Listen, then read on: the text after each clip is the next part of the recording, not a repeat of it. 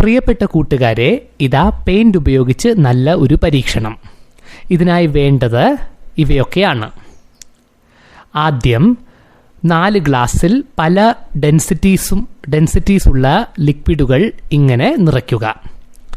ഡ്രോപ്പറിൽ paint എടുത്ത് 100% വെള്ളം മാത്രമുള്ള ഗ്ലാസ്സിൽ ഇതുപോലെ പെയിന്റ് നമ്മൾ ഇടുമ്പോൾ, ഒരു തുള്ളി പെയിന്റ് ഇടുമ്പോൾ പെയിന്റ് പെട്ടെന്ന് തന്നെ അടിയുന്നത് നമുക്ക് കാണാം.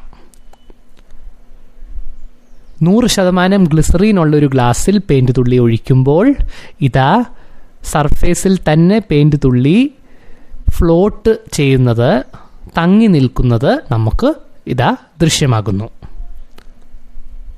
നോക്കൂ, ഇതുപോലെ തന്നെ ഗ്ലിസറീനും വെള്ളവും ചേർത്ത ഒരു ഗ്ലാസ്സിൽ പെയിന്റ് മൊത്തം ഗ്ലാസ്സിൽ തൂങ്ങി നിൽക്കുന്നത് നമുക്ക് ദൃശ്യമാകുന്നു.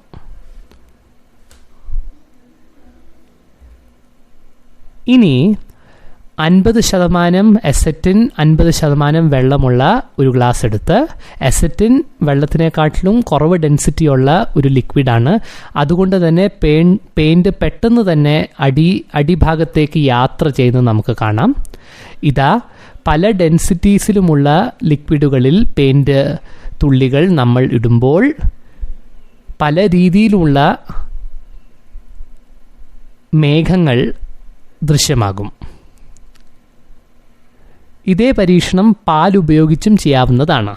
ഇതാ വെള്ളത്തിൽ നമ്മൾ പാലുതുള്ളി ഒഴിക്കുമ്പോൾ പാലുതുള്ളി പെട്ടെന്ന് തന്നെ അടിയിൽ തങ്ങി നിൽക്കുന്നത്, അടിയുന്നത് നമുക്ക് കാണാം.